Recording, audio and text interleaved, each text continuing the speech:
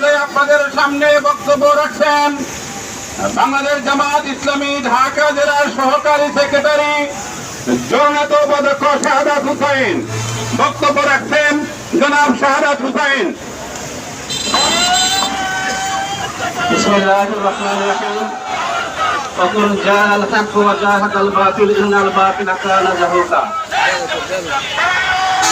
আজকের এই গণমিছিলের সম্মানিত সভাপতি, বাংলাদেশ জামাত ইসলামী কেন্দ্রীয় মজলিস শূরার অন্যতম শূরা সদস্য, ঢাকা জেলার সংগ্রামী আমির মাওলানা দেলোয়ার হোসেন, আমাদের মাঝে উপস্থিত আছেন বাংলাদেশ জামাত ইসলামী মনোনীত ঢাকা 2, ঢাকা 19 এবং 20 আসনের জামাত মনোনীত এমপি পদপ্রার্থী, উপস্থিত আছেন সাভার পৌরসভার জামাত মনোনীত মেয়র প্রার্থী, সম্মানিত আইনজীবী ও মঞ্চে উপস্থিত জেলা এবং থানা পর্যায়ের নেতৃবৃন্দ, সম্মানিত উপস্থিতি, আসসালামু আলাইকুম ওয়া রাহমাতুল্লাহি ওয়া বারাকাতুহু।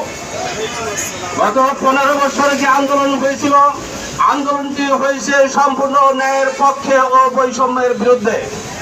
সেই আন্দোলনকে নস্যাৎ করার জন্য তৎকালীন প্রধানমন্ত্রী শেখ হাসিনা তাদের গুন্ডা বাহিনী দিয়ে এই আন্দোলনের নির্বিচারে গুলি চালিয়ে আমাদের ভাই আবু সাইদ, মুগ্ধ, ইয়ামিন এবং মারুফ সহ 2000 নেতা কর্মীকে শাহাদাত বরণ করিয়েছে। আজকে আমরা সেই রক্তের দাগ না শুকাতেই আমরা দেখতে পাই, যেমন রাত না হলে সূর্য উদয় হয় না, একইভাবে 5ই আগস্ট না হলে যারা ভারতে পালিয়েছিল যে সমস্ত ফ্যাসিস্ট নেতৃবৃন্দ, তারা দেশে এসে নির্বাচন করে পায়তারা করছে। ততক্ষণ পর্যন্ত নির্বাচন হবে না যতক্ষণ পর্যন্ত এদেশে 2000 যারা শাহাদাত বরণ করছে, যারা অসংখ্য আহত হয়েছে, তাদের বিচার না হওয়া পর্যন্ত কোনোভাবেই এদেশের সাধারণ জনগণ সহ কোন মানুষ নির্বাচন হতে দেবে না।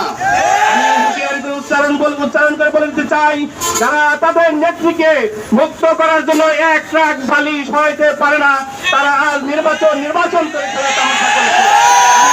ঐক্যবদ্ধ হয়ে এই আন্দোলনে আরো আগামীর কর্মসূচি ঐক্যবদ্ধ হয়ে আন্দোলন সফল করার জন্য উদাত্ত আহ্বান জানিয়ে আমার বক্তব্য শেষ করছি।